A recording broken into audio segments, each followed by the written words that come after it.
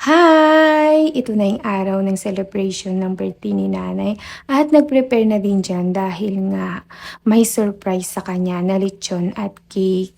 Huwag na natin sabihin kung sino yung nagbigay, kaya thank you at naiyak siya dyan kasi nga nagulat siya, akala niya kung ano yung darating.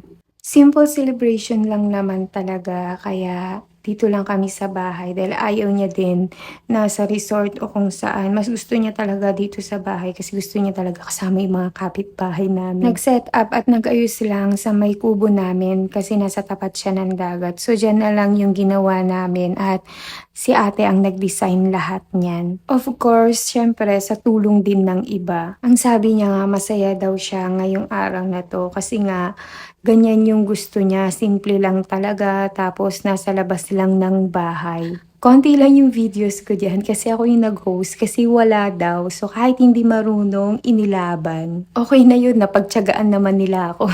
Hinahanap namin siya after kumain. Nandito pala siya sa kabilang kwarto kasi gusto niya buksan yung mga nagbigay sa kanya ng gift. Ang saya-saya niya, sobrang saya niya sa mga regalo. At nung hapon naman, nag-inuman sila, nag-videoke, tapos yan, nagsayawan sila. Pero maaga naman din tinapos kasi nga maglilinis pa at kinabukasan magsiswimming.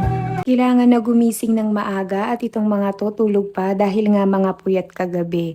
Ang saya ng ganito kapag umuwi kami, magkakatabi kami natutulog, naglalatag lang. Lalo na last time, ang dami namin. Sa sala kami natulog dahil hindi nga kinaya, ang dami namin. At kami naman, nautusan kami pumunta ng palengke para bumili ng isda at ng gulay. At nag-reserve na din daw kami sa resort kasi nga baka maraming tao. Marami din kami. Pag nagsiswimming kami, kung sino yung gustong sumama, go lang. Kulang pa nga yung mga yan dati sobrang dami talaga. Siguro mga puyat pa nga yung iba at saka medyo late na din kami nakapunta dito. Maayos at malinis yung resort na to dito sa may Santa Cruz kasi bago pa lang pala siya. So may mga ginagawa pa silang mga cottage dyan. Yung mga CR nila is sobrang linis. Tapos may kitchen pa sila dyan at may video okay.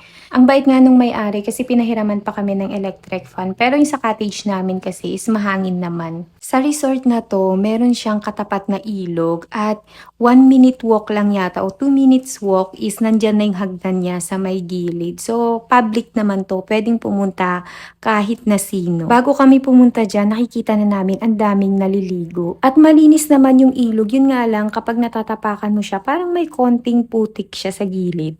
Ay, putik ba yun? Basta may brown-brown siyang ganyan. Pero pwede naman siyang liguan kasi nga marami namang naliligo dyan that time. Hindi lang talaga mukhang malinaw at malinis yung tubig niya. Pero nag-enjoy naman kami. Medyo mainit nga lang yung tubig dahil I think 3 p.m. na yan. Pero pag sa ibabaw naman is malamig. Nasulit naman namin yung araw na to at nakapag-relax din naman kami. Kaya yun lang. Bye!